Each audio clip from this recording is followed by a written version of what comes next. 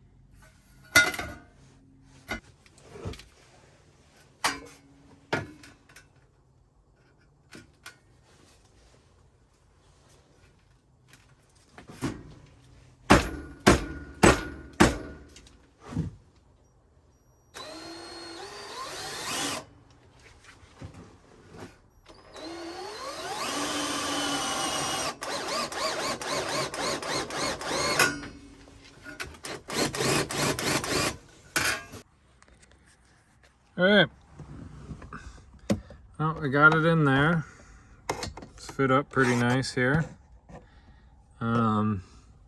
Has a little gap there up in between here for the screen to fit. But this is what it looks like. You know, just imagine it turned around basically. You know, it's obviously not centered, but let's see if I can pull it out of there.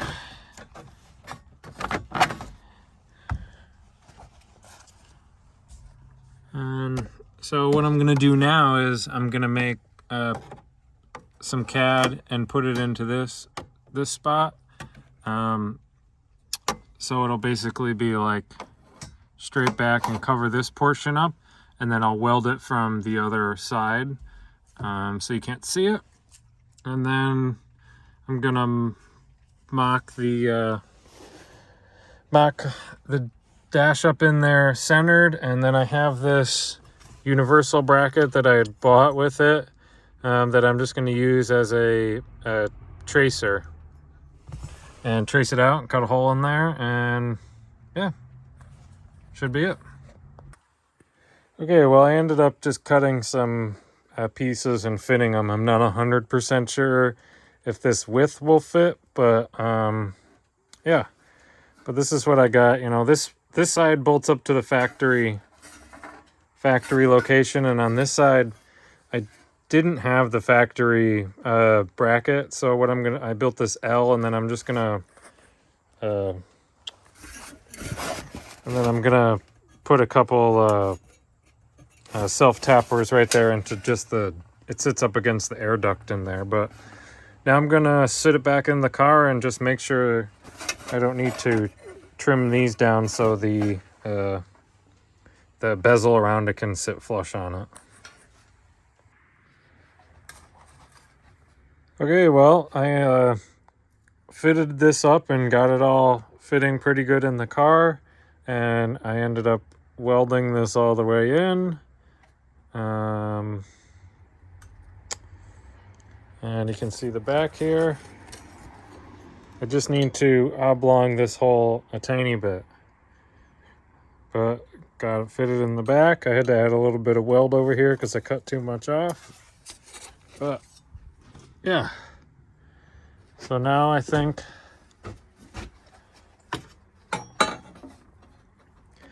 I need to fit a gauge here. I'm going to put my wideband here. And then hopefully tomorrow these indicators I have, because I'm going to put a 1-turn signal here, 1-turn signal there, and then I have like brake, check engine, oil light, battery light, and I think headlight I have that I'm going to put indicators on this side for. But I think I'm gonna drill this hole next for the wideband, and then we'll do the indicators. So I got the dash all put back in there and fit up. It's pretty much fitting in here pretty well. I think I just need to grind these down a tiny bit more because this could be a tiny bit better, but it's also old clips and stuff like that. And I ended up breaking one of these clips, this one right here. It holds this down in there a little bit better, but anyways, if you can see, I got holes marked up here. These are for all the indicators that I plan on putting in there. So here's one that I have right here. These are about 13 or 12 millimeters, it said. I think they're 1/2-inch LEDs. I ended up getting some 5/16 or 8 millimeter ones, and they were just way too small. The size of it was about smaller than this, like the light bulb itself on there, like the indicator. But anyways, so what I did was I just turned these around. I took this one and I turned it around and I marked it up everywhere. So this will be this one over. Oop, I can't even see it. But let's see if I get you in there in my headlamp can show you. But I basically marked it in like that. And now there's a hole there. So what I plan on, see if I get this light right. It's tricky with this headlamp. So I plan on doing turn signals And then this one will be oil pressure. This one will be check engine light. This one will be a battery light. This one will be the high beam light I just had in my hand. And this one will be a parking brake indicator. But I'm gonna take this back out and drill all the holes, and then I think I'm just going to slide these in here to just mock them up and then put it back in there to see what it looks like. And then I'm gonna paint all this, and we'll probably do all that on like a time lapse, and then we'll come back to when this is all painted and all these are installed and we can get to wiring these in.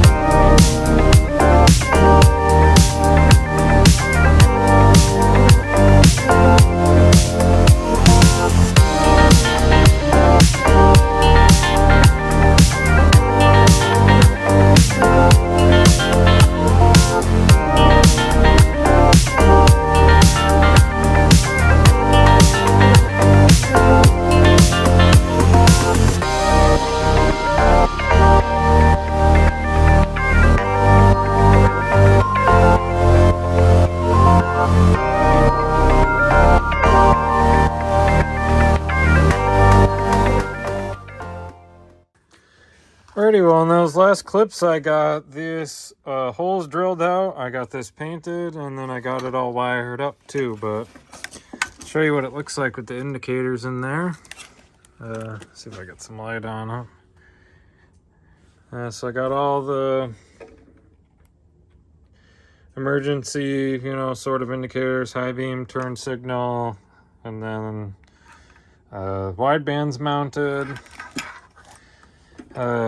The finish on the paint didn't come out the best because I used a paint and primer on it, and it like sprayed it out thick and kind of gave it like a wrinkled sheen until I laid it on like really thick, and then it ended up getting like dust in it.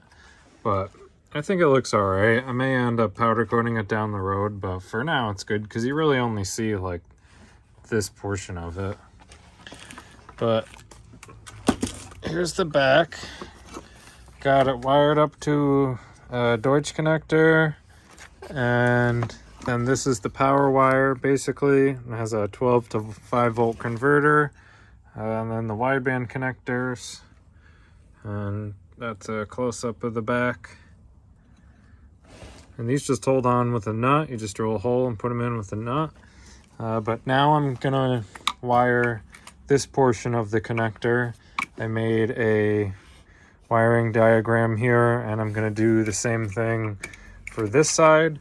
But what I plan on doing is going in the car, and the wires that go to the stock gauge cluster, I'm going to take a wiring diagram, and like one that would power the signal, and the one that would power all the other gauges that I have in there for like check engine light and stuff like that. I'm gonna cut just all the power wires and put them to the corresponding pins, and then the power wire for the ECU. And once I do all that, I'm not going to film all that because it's kind of like the same process, but I'm going to do all that, and then once I get all that wired, we'll put it all in the car, and I'll show you what it looks like, and should be able to light and turn everything on. So I got the other connector wired in, but before I show you everything hooked up, I want to show you how it connects to your computer.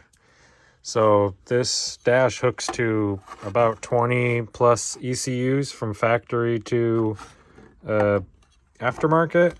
And the way that it does it to most aftermarket ones is with this CAN high and low here, which when you purchase the dash, it comes with the CAN high and low connector or cables.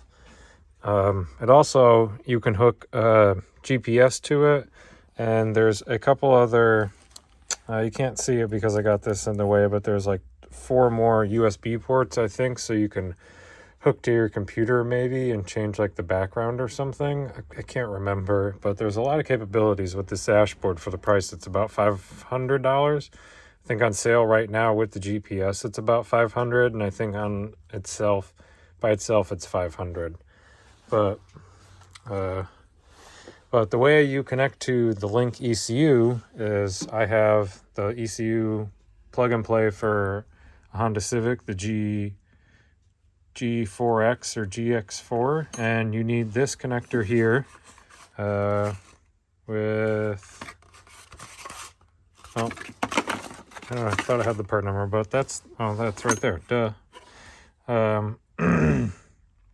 So you need this connector, which basically plugs into the board and then to this CAN port, and then you need this CAN plug here, and it comes with a pin out here. So basically we need the high and the low, which, would be the green and white wires on here, but basically it would be pins 3 and 4. So 3 and 4, and we just need to, I'm pretty sure you just solder a wire onto the ends of these because they're pretty, I don't think I could zoom in on it enough, but they're not like crimp style or anything, so I think you just put the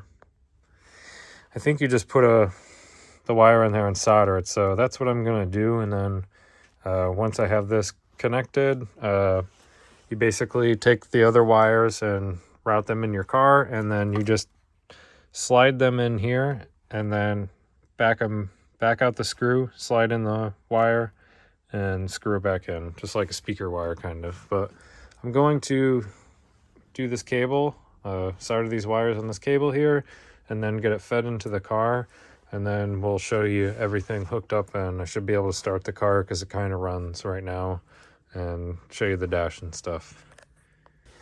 All right, so I got everything wired in. I have the can hooked up and wired in, and this is where it hooks to on the board. This extra plug right here is if you want to install like a boost controller and a few other sensors that you can add to the link here.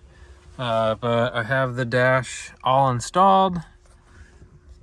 Let's see if I could get a better view with this headlamp here. Probably not, but yeah, I got it all installed here. What you have to do on the Link ECU is basically go into your can section here, and then click on the can setup, and it brings up this screen right here.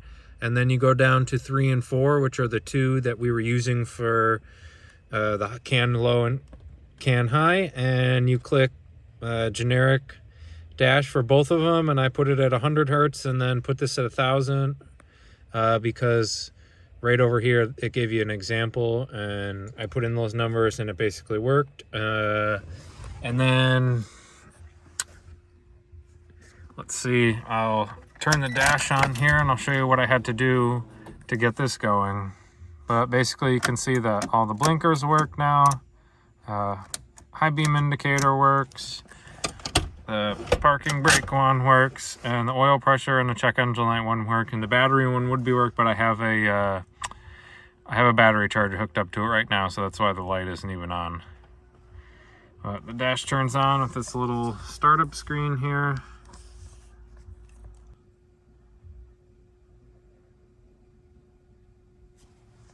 Wonder why it's not starting. Might be because the voltage is so low. Yeah,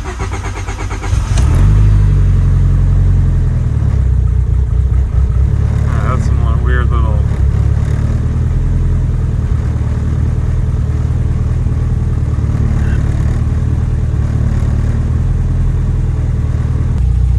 Well, I got everything working.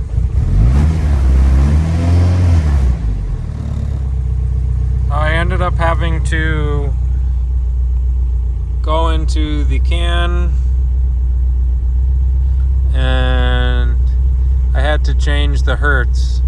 So when I had it connected, when I would go to start the car, the dash would freak out because I had the hertz rate at 100, and I looked in the PowerTune Digital Dash manual, and it says that it should be at 20 for a Link ECU, but I don't know if I showed the high beams, but they work. But